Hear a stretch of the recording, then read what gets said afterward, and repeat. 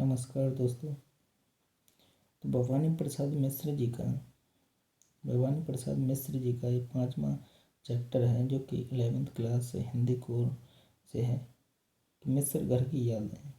क्या है मिस्र घर की यादें? तो इस पाठ के क्वेश्चन आंसर हम आपको कराएंगे। मिस्र घर की यादें जो हैं वो किस प्रकार की हैं।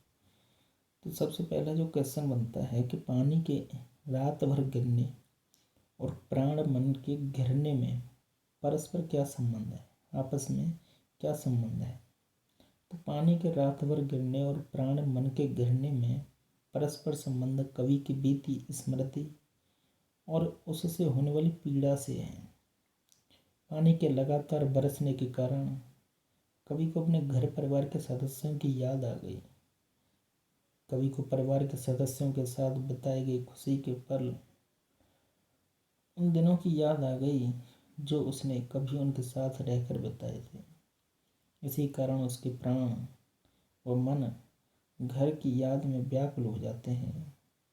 अतः पानी के रात भर गिरने और प्राण मन के गिरने की बात कवि की स्मृति गलत लिखा हुआ है। स्मृति क्या है, इस प्रकार से लिखते हैं। तो स्मृति में इसके संदर्भ में की गई है। नेक्स्ट क्वेश्चन है कि मायके आई बहन के लिए कवि ने घर को परिताप का घर क्यों कहा है। तो बहन जब घर आती है तो यह सोचकर बड़ी खुश होती है कि वह घर जाकर अपने परिवार के सदस्यों से मिलेगी। घर पहुंचने के बाद जब उसे पता चलता है कि उसका एक भाई जेल में है तो वह बहुत दुखी होती है और घर के सभी सदस्यों के होने के बाद भी एक भाई के घर में ना होने पर वहाँ का वातावरण दुख से भरा रहता है। इसलिए कवि ने घर को परिताप का घर कहा है। नेक्स्ट क्वेश्चन है कि पिता के व्यक्तित्व की किन विशेषताओं को उकेरा गया है। तो इस कविता में कवि ने अपने पिता की अनेक विशेषताओं को उकेरा है। कवि के पिता नित्य व्यायाम करते हैं। वे आज भी 260 दंड नित्य पेलते हैं। वे बड़ी उम्र में भी दौड़ सकते हैं और खिलखिला कर हंसते हैं। उनकी वाणी में बादलों जैसी गर्जन और काम में तूफान जैसी तेजी है। उनके सामने शेर या मौत भी आ जाए तो वे घबराएंगे नहीं। कवि के पिता बड़े उदार हृदय, सरल, भोले, सहृदय और देशभक्त हैं। उनके परिवार से विशेष स्नेह रखते हैं। इसलिए अपने 5वें बेटे को याद करते ही उनकी आंखें भर आती हैं। उन्हीं की प्रेरणा से कवि स्वतंत्रता आंदोलन से जुड़े। कवि के पिता बिल्कुल स्वस्थ हैं और उन्हें बुढ़ापा छू भी नहीं पाया है।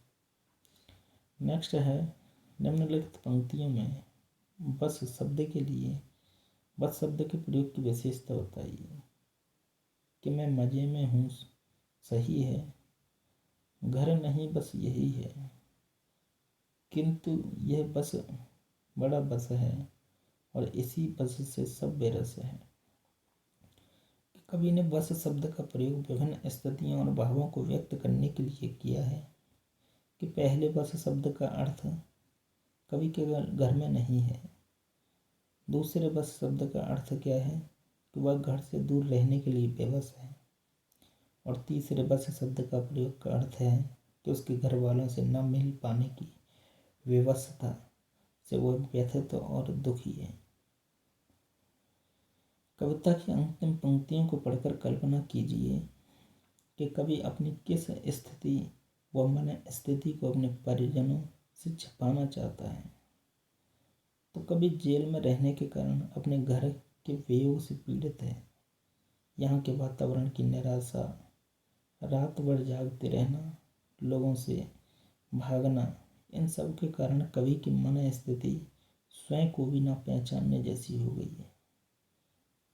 इसलिए कवि नहीं चाहता है कि उसका इस हालत के बारे में उसके घर वाले जाने।